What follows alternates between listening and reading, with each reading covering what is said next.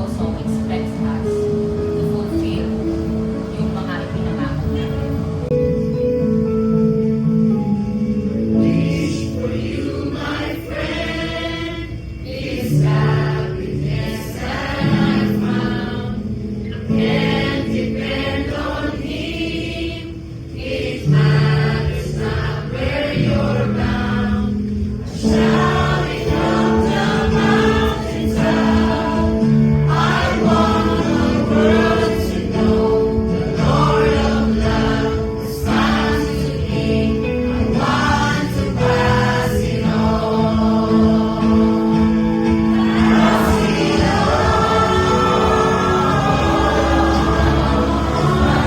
Sabi nga po sa John 8:12, Jesus said, I am the light of the world.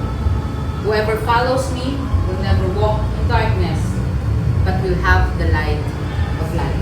That light, mga kapatid, yung ilaw na yan ay nanggagaling sa Panginoon. We are not meant to keep it all for ourselves. Sa gitna ng kadiliman, ang liwanag ng Diyos ang magiging rason para tayo ay magpatuloy.